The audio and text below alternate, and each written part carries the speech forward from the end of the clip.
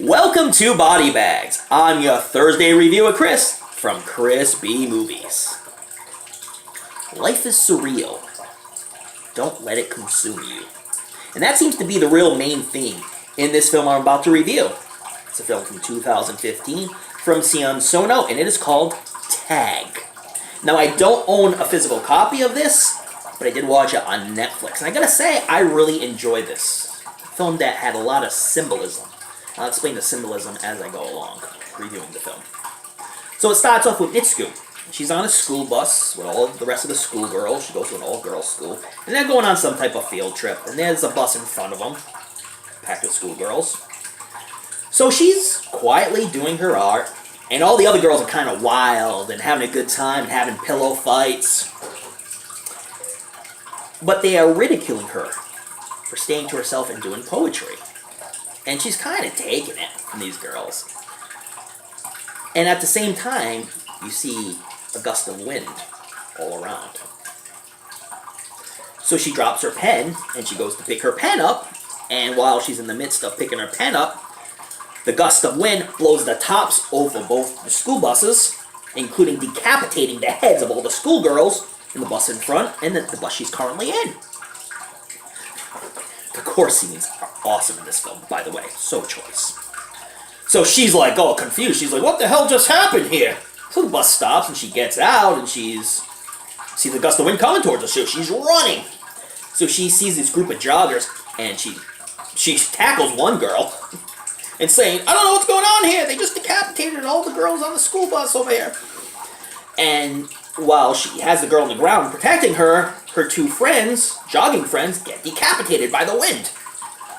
So she gets up and she's talking to the girl she just saved, and all of a sudden the girl who she just saved gets decapitated by the wind, torn in half, totally torn in half. So then these bikers are coming by. She's trying to alert them, but they're totally ignoring her. Yeah, whatever, girl. And all of a sudden, the wind comes and decapitates them. So everyone's dead around her except for Mitsuko. Mitsuko's alive. She's obviously doing something right, so she's running away. And she kind of goes around this lake area with there's dead bodies everywhere. So for some apparent reason, she takes her top off, and she takes one of the dead schoolgirls, takes her top off and puts it on herself. So again, she's walking around aimlessly. She finally happens around this new school where everybody knows her, but she doesn't know anybody. So she ends up meeting Aki, who really befriends her, and I guess they were really decent friends, possibly lovers. It's insinuated here. So Aki takes her by hand and is walking with her, and then all the schoolgirls around them are making fun of them. Oh, you guys are dating. Oh, you guys are dating. Again, connotations of homosexuality. But again, Mitsuko is so confused because she doesn't know everybody. So Aki's like, you just got amnesia. I'm going to show you around. I'm going to introduce you to everybody. So she introduces her to all the girls, and one is called Suri, short for surreal, which has a play in alternate universe and alternate realities as well. So while Aki is showing Mitsuko around, she meets up with some of the teachers, and the teachers kind of ridicule Mitsuko. So it seems to be a pattern here. People are making fun of her. So a bunch of girls decide to just bunk class, and as they're running by the teacher tries to stop them, but they just take off anyway. And they go around the lake area. And again, more philosophy on alternate realities. The girls are talking about alternate realities. And again, there's another pillow. And again, they're whipping the pillow around, and the white feathers come out. Now, the white feathers, to me, have connotations of innocence, which we'll have a play later on in the film. Apparently, there is pillows everywhere in this world. So they get back to class, and they're finally in class, and one of the teachers comes in and says, oh, welcome back, girls. Did you have fun? And she's like, did you do your homework? So while Mitsuko is looking for her homework, the teacher gets a machine gun and kills everybody in class, including Aki. So again, Mitsuko gets up and she runs and she's evading. Everyone gets killed around her, except for her. So she runs and she's able to escape the machine gun rampage by the teacher and ends up in this alternate reality again, where she meets up with this security guard who calls her Keiko now. So she's no longer Mitsuko, she's Keiko. And so, Mitsuko, now Keiko, looks in the mirror and she's a totally different woman, but older. Now she's grown. So the security guard takes her to what's going to be this, oh, we gotta take you to this thing going on. And we really don't know what's going on, and neither does now Kiko. So they basically take her to her wedding. And as soon as she gets out of the car, they're like, congratulations! Everybody's hugging her, but it's all the other schoolgirls from the previous realities now all grown up and now at her wedding. So she goes up to a wedding area and is totally confused about what's going on, as we are as well. But we figured the alternate reality conversation is kind of the deal, and this is what's really going on, guys, you know? So she meets up with Aki again. Aki comes back, and Aki's like, I got a lot to explain to you, but first of all, try to get through this wedding, and I'll explain everything to you, what's going on afterwards. So now Kiko says, okay, Aki, I trust you. So she's going up, and Aki supplies her with a weapon. And when Aki supplies her with the weapon, she just kills all the girls in the room, all the bridesmaids. She gives one a dropkick and then stomps her head, and her head explodes. It's freaking amazing, dude. It's amazing. Watch this one on Netflix. It's awesome. So finally, she goes up to the altar to get married, and all the girls in the audience, congratulations, congratulations. She gets up, and then she sees this kind of like witch, this Japanese like witch-looking girl playing the piano. Very eerily. She finally meets her husband, which is a pig man. Not the same pig man on Seinfeld, guys, but a guy dressed up as a pig. So the pig goes up to hug her and kiss her, and she pushes him away. Again, playing on the homosexuality themes. Themes of lesbian themes. She pushes the guy away.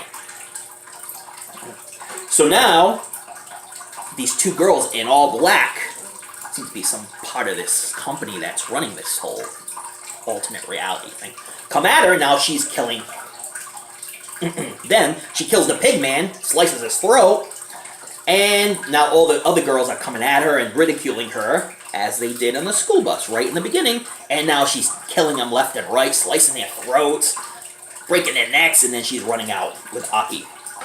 Aki tells her to run on. Now, she runs into another alternate reality, where she's Izumi, and she's a runner, running a marathon, running towards some type of finish line. Okay? And it shows glimpses of her as a schoolgirl, with the same girl she's running with, that they used to run together, you know, in high school, and then in middle school.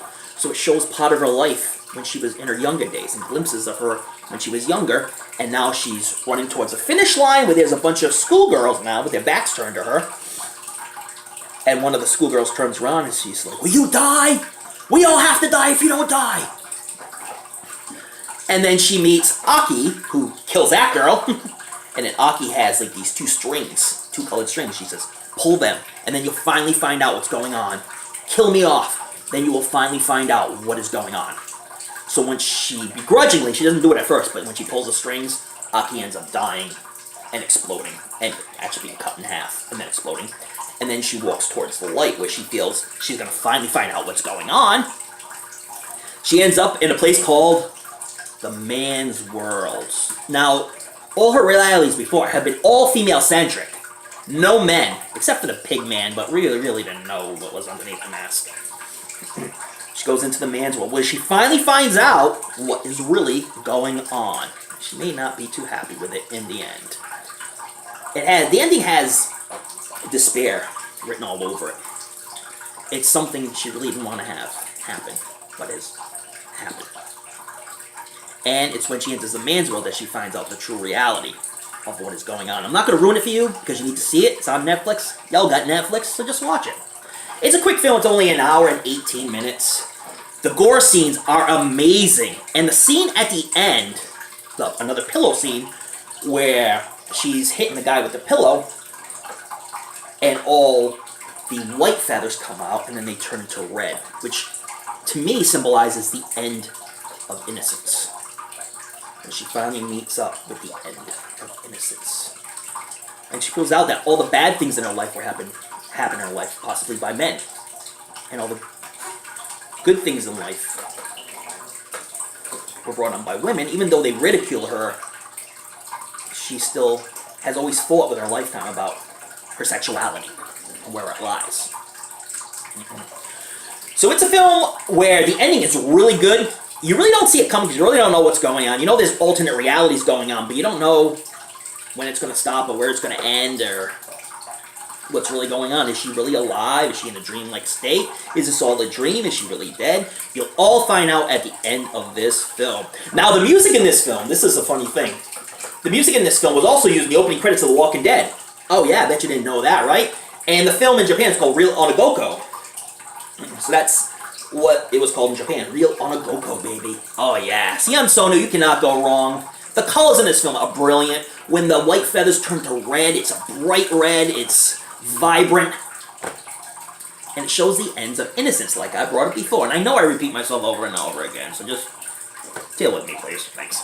But anyways, guys, I'm going to rate this film, and we're going to rate it to 5 to 1. This is not going to go on the Cheeseometer. No, not Sion Sono film tag. No. But you really should watch it. You'll really enjoy it. If you like your gore, if you like vibrant colors, if you like good music that fits within the context of the film, you're going to love Tag. Watch it on Netflix or buy a copy, physical media. Hell yeah, baby. So I'm going to go through 5 to 1. 5 being tops, 1 being the pits. I give it a solid 4.5, man. This film was amazing. If you like your gore, if you like a story well told, if you like a lot of symbolism, then watch this film. You might need to watch this a few times. I'm going to watch it again at some point in time. But anyways, guys, I would totally watch this. I highly recommend this, especially if you're watching Body Bags. I know you're going to love this. And for you Sion Sono fans, you've probably already seen it a million times. Amazing film. Great acting all around. The landscape was beautiful. Anyways, thank you so much for watching. And just remember to watch those late-night horror movies. If you're a Sion Sono fan, raise those Sion Sono flags. And don't forget to tune in to another episode of Body Bag. See you next Thursday. Yeah. Watch Tag, baby. Sion Sono. It rocks, baby.